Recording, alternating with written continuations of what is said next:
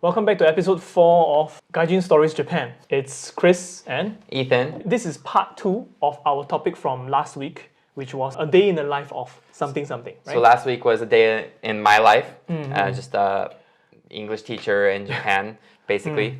Yeah, and I kind of chipped in a little bit because I was an English teacher previously when I was living in Tokyo, right?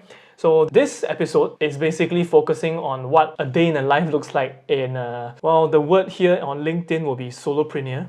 It's a play on entrepreneur, but because I'm doing it solo, that's why it's solopreneur, right? Technically, there's no real a day in the life of because really when you're alone, things can go out of hand really quickly, like what happened today. I was actually sharing a little bit with Ethan. Like just today, I realized that when I was setting up my website last week, I kind of messed up the settings for my work email address as well. So for the past like 4 to 5 days, no emails have been delivered to my work email address, which was a mini disaster. Because I was kind of anticipating somebody willing to invest in my mini business now. I was waiting for him to get back to me, and apparently no emails have been coming through. I have to send a follow-up apology email because of this mix-up, right? So whatever you got in whatever emails were sent to you, you just didn't get in any of them. Yeah, apparently. Okay, so another thing that happened last week was I was supposed to I think you know, right? There's this wall opposite our co-working space where there's a bunch of logos, right? Yeah. So I've been wondering, like, for the past week, why is it that my order hasn't come through? So apparently they have sent me an email. So this was according to the reception staff.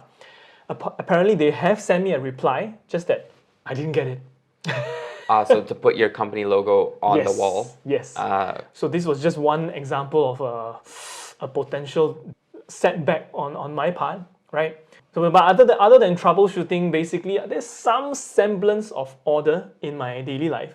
So I generally wake up without an alarm at between 7 to 8:30. Wow. Because it's not so much of me being disciplined. It's more of just I get woken up by light. So when the sun, like this, you can see the curtains here, sure, but the light kind of streams from under the curtain. Yeah. And the room slowly becomes bright as it approaches 8:30. So I somehow naturally wake up, even though I'm very sleepy actually. So the curtains aren't so as in blocking? They block the light. These curtains block the light. The problem is they don't reach the floor. They're not tall enough. The camera can't see. They're not tall enough. They're not. They're not long enough, basically. Yeah, they're like this much. There's about a 10 cm gap at the bottom. Yeah, like 3 inches. Yeah, sorry. Yeah, I go by cm. He goes by inches. Yeah. I can translate. Thanks. I kind of, it's kind of orderly in a sense. Like my sleeping time and my waking up time is fixed. So 7:30 to 7 plus to 8:30, I wake up, and I typically sleep between 12 to 1. Typically. So it's a solid 7 to 8 hours of sleep every day. So like when you wake up, what do you do? Like, okay. do you sit on your phone for like 30 minutes or like do you make breakfast? What do you do? Okay, so in the ideal scenario, those of you who watch a lot of self-help videos, you know the drill, right? Ideally, you're not supposed to use your phone the moment you wake up. Unfortunately, I'm still working on that. I try not to use social media, but I do check for messages and mails, just in case, right? But sometimes I fall into the trap of Instagram Reels, right? And I will just kind of scroll for a little bit. Yeah, it's dangerous. I've been trying to stop that. If I hit my ideal, how to say? Morning? Ideal morning? No, my ideal kind of start of the day. So I wake up, immediately I make my bed. And so obviously I didn't make my bed today. So today is not ideal, right? Immediately I make my bed, I go and make coffee. Again, actually, to be honest, there was another video somewhere. I'm not sure if you've seen, maybe you don't see it, but they say that having coffee right in the morning is a bad habit. Yeah. Have you heard of that story before? Because you crash? It's sort of linked to that, yes. Because apparently there's this circadian rhythm. Because it makes it so you need coffee. Yeah. Okay, number one, it makes you have a dependence on coffee. That's number one. Number two, apparently your body doesn't need coffee right in the morning because you're still kind of, your engines are ready to go, right? So you don't really need coffee, assuming you don't have an addiction. Yeah, you don't really need coffee yet. You might need coffee around 2 hours after you wake up, right? But for me, it kind of is my habit to just go and make coffee. I don't even have a freaking kettle. I boil water using the old school method.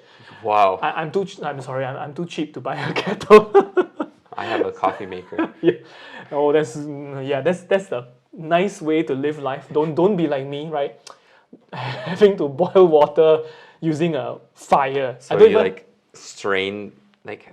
No, as in I boil water. Yeah. And then I pour the instant coffee powder into my insulated flask. Then I just make coffee like that. At least I have milk though. Instant coffee? Yeah. Sorry. Yeah. So I don't even use a proper like beans and grounded coffee. I mean, yeah, but you still you boil with the pot, no kettle. With a pot, yeah. You know, actually, in America, most people don't have kettles. Oh, really? Yeah. Why? We just don't use a lot of hot water, and when we do, we microwave it. Oh yeah. Actually, I can microwave the water. Just that, not sure why, but in Singapore, I don't really see It's the same thing. Yeah, I guess it's the same thing. I'm not sure why, Microwave but in Singapore, boils water. In Singapore, my mum does it the traditional way, and I guess I do it the traditional way. Most people just laugh at Americans for microwaving water, but it works. Yeah, I mean, I know it works, but I don't know why I don't have. I love my microwave, by the way. I love it. I microwave my meals every day, for sure. So yeah, coffee, and then I switch on my computer, and I kind of do some work. If I'm on a groove, then I will actually be doing my MBA. I'm studying my MBA now. Oh yeah. So I'll be studying a little bit of MBA. And if not, I'll just listen to some educational or something that I can learn from, some podcast or some YouTube video that I learn from. I would say in a sense I'm a little bit more disciplined than some people, like in general, right? I would say. I'm not disciplined right now. My routine's a mess. So I'm addicted to social media. Yeah, so I try not to use. I'm trying to cut down. Oh, that's good. I need to cut down. That's my problem. That's why I can't wake up. So like when I meet you in the morning, it's different. But like on like a normal day like today, yeah, I stayed in bed for like an hour on my phone. Oh, yeah. No. Again, you see, so it depends on the day. So if it's a good day, immediately I pop out of bed and I make my bed and I actually sometimes I even crank out 30 push-ups. That's a productive morning. Yeah. So it really wakes you up. So I will just. It really depends. Really depends on my mood. And depends on whether I've been drinking the previous night. If I sleep well the previous night, usually I crank out the whole productive morning and I start my MBA studies and whatever, right? But after that, after 11, it's kind of random from there because sometimes I cook, sometimes I go out to eat. Yeah. So it's either that, right? Yeah. And the problem is for me, there is no like fixed work day. Sometimes I have meetings with people, networking sessions and meetings and whatnot. And sometimes I have to prepare my marketing material because I mean in the end I run my own business. So just for example, today I was just running my marketing campaign because next month I'm hoping to run a seminar.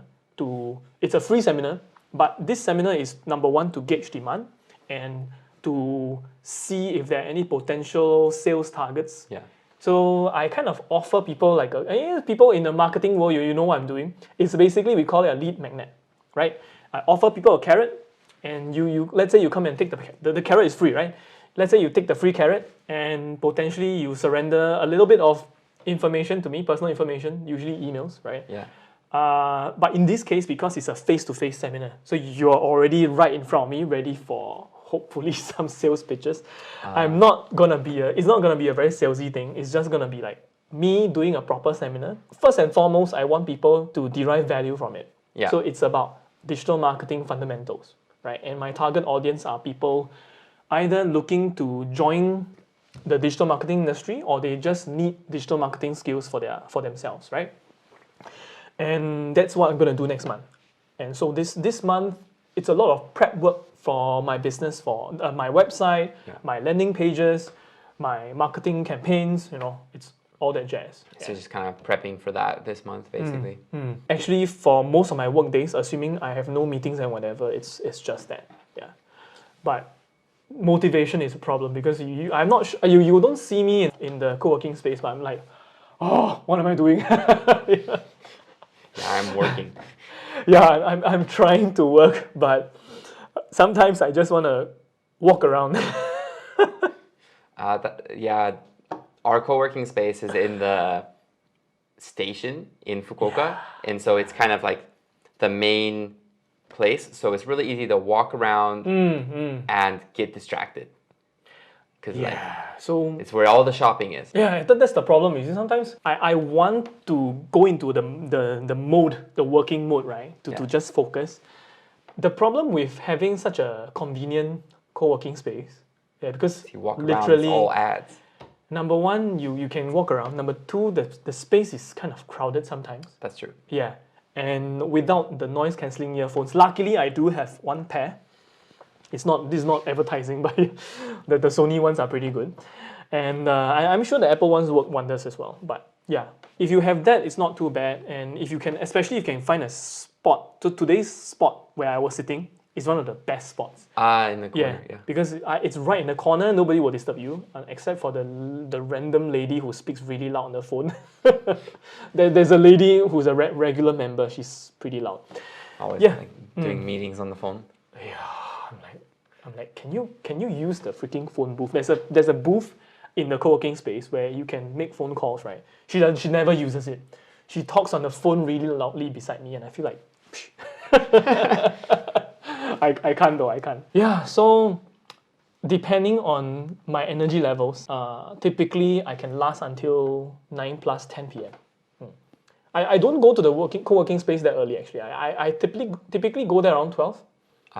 So it's kind of the same time as you, right? Yeah, pretty much. So I'm not. People think that I'm not a morning person. Actually, I wake up quite early, right? Yeah.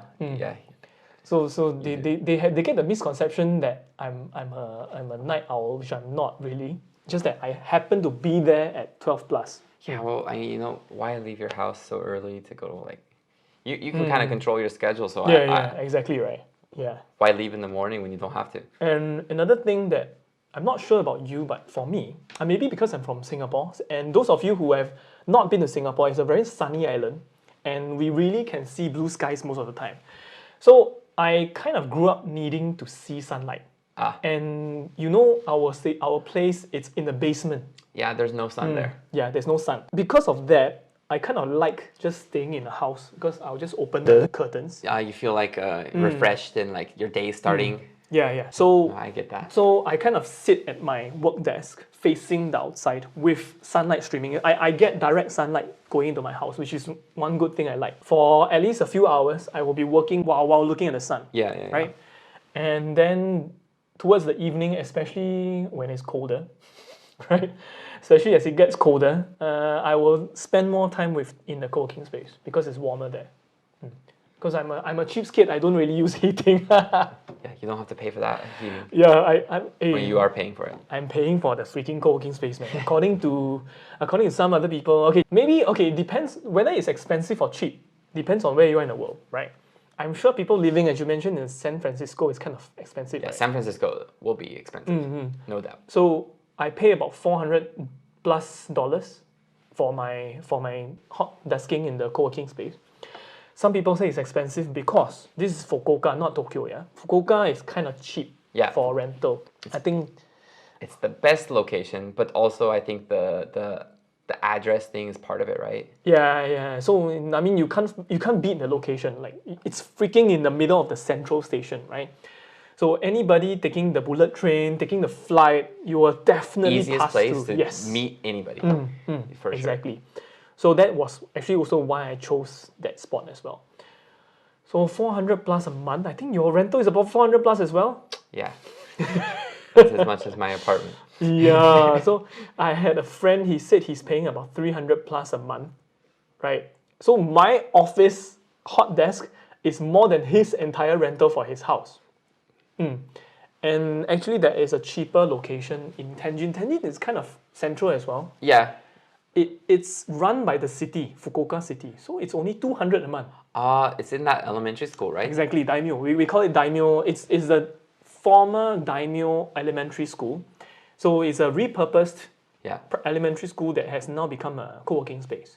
So first floor is co-working space, second floor is the private offices. You can actually rent a private office for $400+ in Daimyo. That's why it's cheap. It's city run. It's different. This is private and it's not as convenient. Nowhere near as convenient. Like what the hell, man? You exit the train station, it's there. Yeah.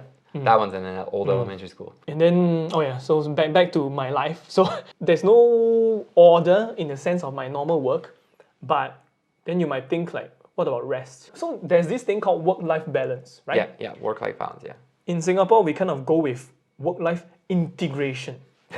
So it's like you work a couple hours, you take a break for like a couple hours, then you work some more. Yeah. So even on weekends, I don't really. I sometimes have a full day off, but not often. I can just work, rest, as and when. I don't really need to rest 2 full days. It's fine. So even on Sundays, I'm working as well. So like when you kind of have to like write emails, or it's just always something you can do pretty much every day. Actually, I prefer it that way as well, so that I don't get tired during the 5-day thing. Oh, that's definitely. I think it's nice because it's like it's your thing, so it's obviously something you're passionate about. Somewhat. Of course you have customers, so you have to. You have to deal with what they want. Compared to like just like a normal 9 to 5, it's like whatever your boss says is what you have to do, right? So it's a little bit more free. So actually, you hit the nail on the head.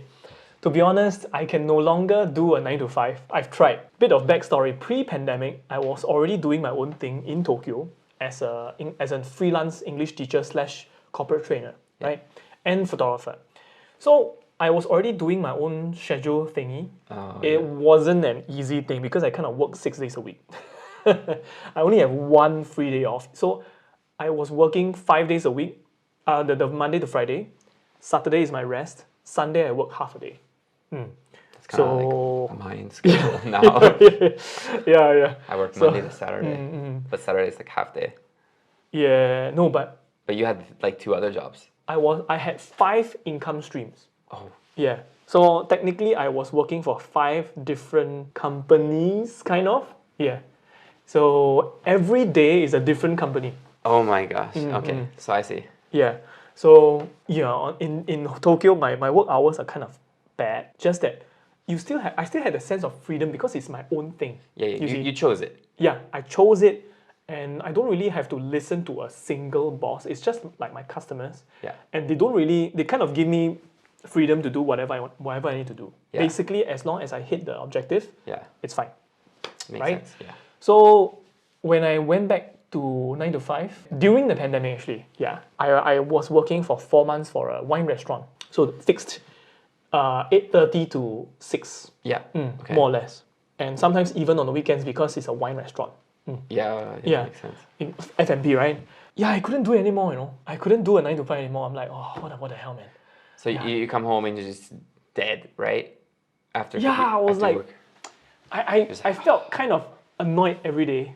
I don't know why, but I felt annoyed just every like day. Angry at your work and... Yeah, I would say angry is like kind of strong, but I didn't enjoy it. Even though the work was quite interesting. Like, you couldn't look forward to work ever, right? Yeah. You wake up, I gotta go to work today, like that. The schedule-wise is actually, to be honest, the Tokyo schedule was worse than the 9 to 5. But for some reason, I could do the Tokyo one, but I felt crappy during the 9 to 5. So I went back. So I kind of quit and then went back to I won't say freelance. I did a solopreneur thing in Singapore. So again, went back to multiple income streams. But strangely, I was lucky. I was really lucky because my hourly pay was good in Singapore. I didn't have to work so hard for a decent pay. Yeah. That's why some people thought I was crazy that I wanted to do this thing in Japan. Because I was already comfortable in Singapore, right? Why bother? Why would you make yourself suffer again? Yeah, right? Why put yourself through it? But I saw the potential in Japan because Singapore is a small market. Yeah. That's why I'm here. But anyway, that's another episode.